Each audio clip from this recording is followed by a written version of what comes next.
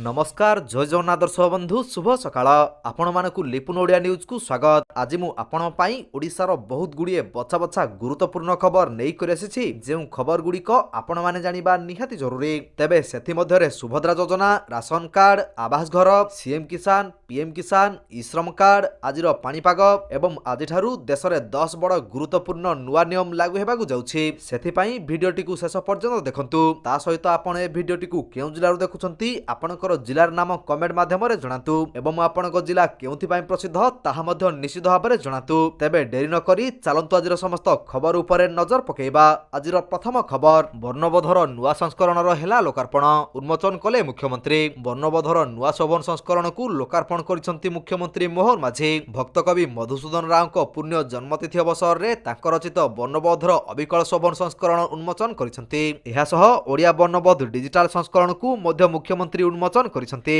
एही अवसर रे मोहन माझी कहिसंती मां मातृभूमि मातृभाषा सबुठु बड़ परिचय, एहाकु नै समस्ते गर्व करिबा उचित। तो दर्शक बंधु चालंतु नजर पकेइबा परवर्ती खबर उपरे। सरकारक बड़ घोषणा, बढ़िला पीएम किसान रो स्वतंत्र अभियान अवधि। खूब शीघ्र मिलिबो पीएम किसान योजना रे टंका। भारत एक कृषि प्रधान देश। भारतर 50% रु अधिक लोक चाषरु रोजगार करंती। सेही कृषक मानकु आर्थिक सहायता जोगाया पई सरकार प्रधानमंत्री किसान सम्मान निधि योजना चलाउछंती। एही योजनार 18तम किस्ती अक्टोबर मासरे खाता को आसीथिला। जदि एही दृष्टिकोणरु देखा जाए 19तम किस्ती एही फेब्रुआरी रे जारी होई पारे, जेउथिरे कृषक मानकु 6000 टंका प्रदान करा जिवो। तेबे देशर कोटी कोटी लोक एही योजनार लाभ पाउछंती। तेबे दर्शक बंधु कोन आपण माने पीएम किसान योजना रे आर्थिक सहायता पाउछंती कि? जदि पाउछंती तेबे हमकु कमेंट माध्यम रे निश्चित भाबरे एस लेखि जणातु। तो दर्शक बंधु चालंतु नजर पकेइबा परवर्ती खबर उपरे। फेब्रुआरी 8 रे मिलिबो सुभद्रा टंका। हिताधिकारी को मिलिबो प्रथम किस्तीर चतुर्थ पर्याय टंका।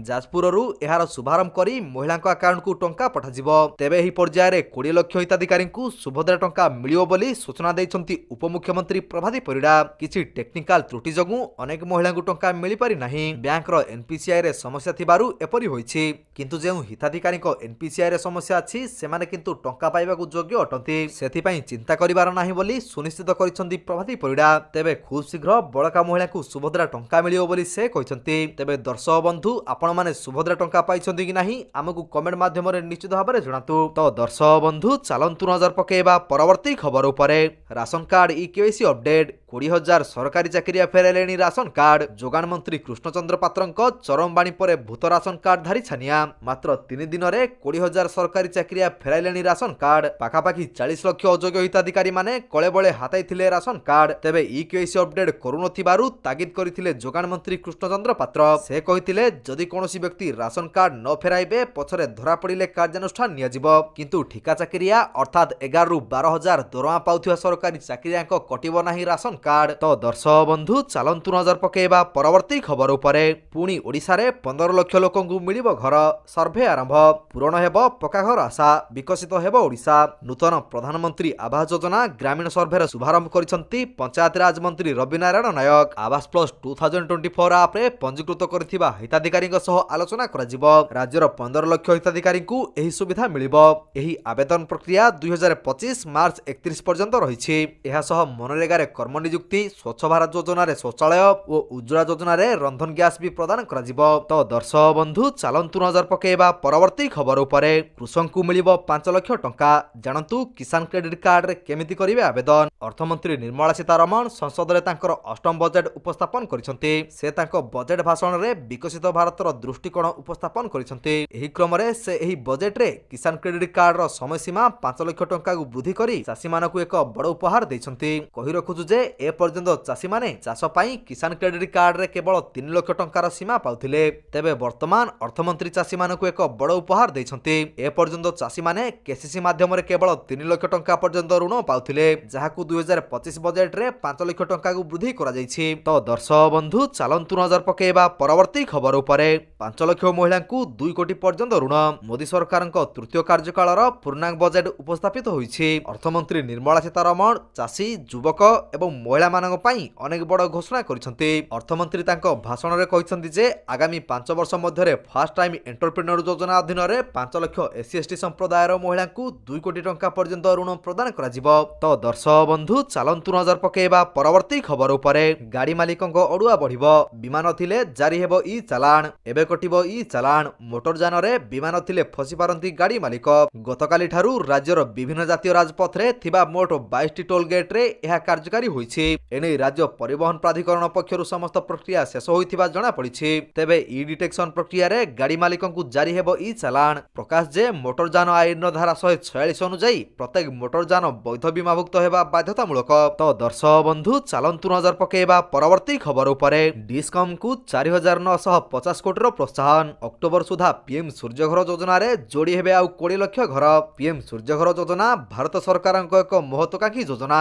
ଏହି ଯୋଜନାରେ ଦେଶର ପ୍ରତି ଘରକୁ ସୌରଶକ୍ତି ସହ ଯୋଡ଼ିବାକୁ ଲକ୍ଷ୍ୟ ରଖାଯାଇଥିବା ବେଳେ ସୋଲାର ପ୍ୟାନେଲ ଉପରେ ସ୍ୱତନ୍ତ୍ର ସବସିଡି ମଧ୍ୟ ଦେଉଛନ୍ତି। ଏହାଦ୍ୱାରା କେବଳ ଯେ ବିଜୁଳି ବିଲ୍ କମିବ ତାହା ନୁହେଁ, ଏହାଦ୍ୱାରା ପରିବେଶକୁ ମଧ୍ୟ ଫାଇଦା ହେବ।